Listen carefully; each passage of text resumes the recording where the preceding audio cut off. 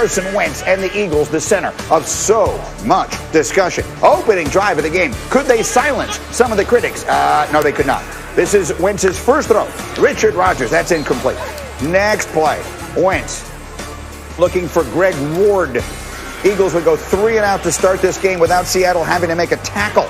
Next Eagle drive, 3rd and 8. Wentz, Jalen Reagor. Wentz 0 for 4 on Philly's first 2 drives. Second quarter, no score, 2nd and 14. Wentz on the sideline. Jalen Hurts in the game. Hurts' first snap, complete to Alshon Jeffrey. And then Wentz is coming back in and Hurts is going to the bench. Someone will have to explain what that was about. Next play, 3rd and 8. Wentz back to throw. Wentz going down hard. Wentz hit repeatedly in this game. That's a loss of 6. Eagles no first downs on their first 5 drives. Later in the second, still no score. But Russell Wilson is doing something about that. DK Metcalf, 52 yards down to the 1-yard line. Metcalf playing with a chip on his shoulder against a team that passed on him in the draft a couple of years ago. And then sets up this. Wilson, David Moore for the touchdown in the corner, and the Seahawks take a 7-0 lead. Next Seattle drive. It's 2nd and goal. And they can do it on the ground. Chris Carson is back, and he's better than ever, bullying his way into the end zone for a score. And Seattle, a 14-0 lead with 5 minutes and change left in the half. Now, Eagles trying to get something going in the red zone. 2nd and goal. Final seconds. Wentz. Dallas Goedert. Yes, they're on the board. 3-yard touchdown. 14-6. Extra point no good, so that's your score at halftime. 4th quarter now. It's 17-9. Eagles going for it on a 4th and 2. Wentz. That's broken up. K.J. Wright knocks it down. Eagles turn it over on downs. So Seattle gets it. And what do they do with it? You know what they do. Russell, DK. Oh, what a catch.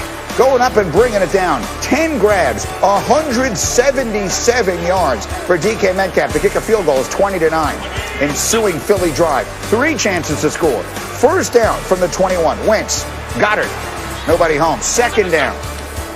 Wentz, Reagor, incomplete. They gain 6 on 3rd down. They go for it on 4th down. Again, bear in mind, they're down by 11 in the game. Wentz, I don't know what that is, picked off. Carson Wentz, 215 yards, 6 sacks. Seattle wins 23-17, and they do the fly, Eagle, fly on the road. Some things we just missed. We didn't execute. I can be better early in the games. I think they made some plays early and did some things differently than what we had planned, but the slow starts are frustrating. That's the biggest thing. I'm going to go back and watch and see how we can change that. It's not about one guy. We had breakdowns across the board, and it doesn't really matter, who's back there. The mistakes were still going to be made, and something we got to fix.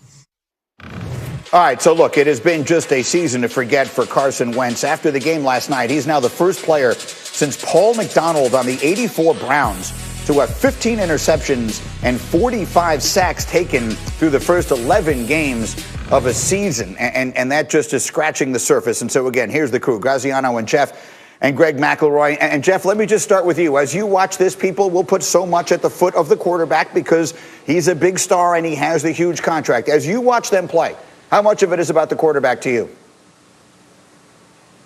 A ton is about Carson Wentz. Listen, when you think about it, you heard Doug Peterson say, hey, it's not all on him. That's true.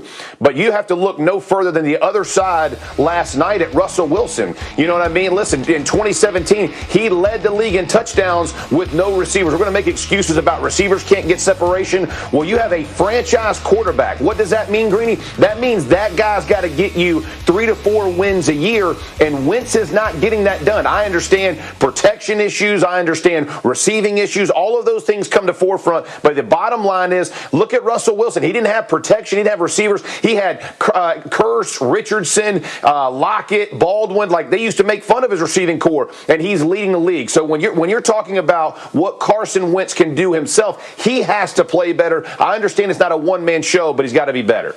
No, that's fair. Look, the great quarterbacks tend to put a lot of people's kids through private school by turning them into better players than they may otherwise be. And right now, Carson Wentz doesn't seem to be doing that. And Greg, I know you put together some tape to show us what is and what isn't working for Carson Wentz.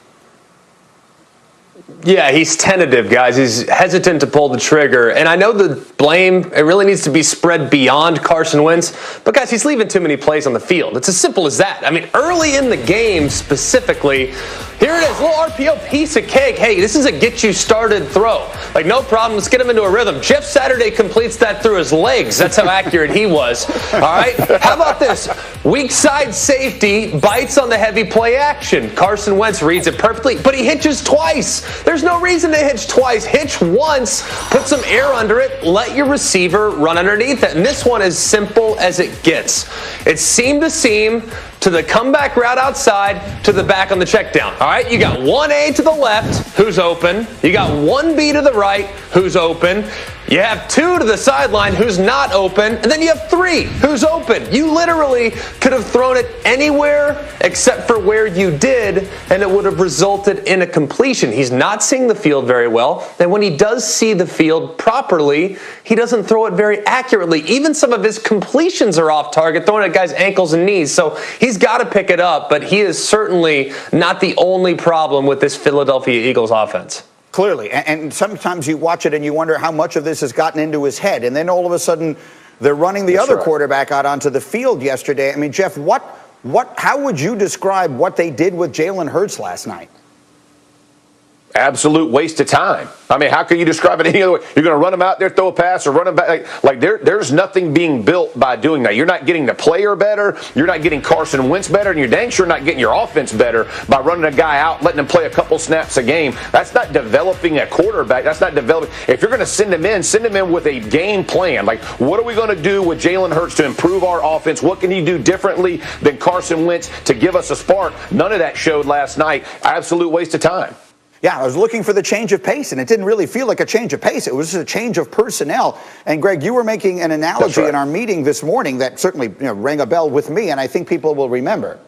It rang a bell with me too, Greeny. 2012, there was a team coming off really 2 out of the last 3 years. They had gone to the AFC Championship game. That's the New York Jets, and they had a young quarterback that was pretty successful, relatively speaking, in his first 2 years in Mark Sanchez. And then they go ahead and they bring in a guy like Tim Tebow. And all they did by bringing in Tim Tebow was undermine Mark Sanchez at that point, because Tim Tebow, as a fan favorite, they wanted to see him on the field. So they'd sprinkle him in a little bit, 1 or 2 plays a game, and then Mark started to play poorly, started to search a little bit, started to lose his confidence. And next thing you know, the boos and all the negativity got a little bit louder, and what's a difficult market to have success. So I think by playing Jalen the way they did in last night's game actually undermines the quarterback position, especially for a guy that's searching a little bit on a team that's struggling offensively. So let me go to my insider here, and Dan Graziano. And Dan, you have pointed out repeatedly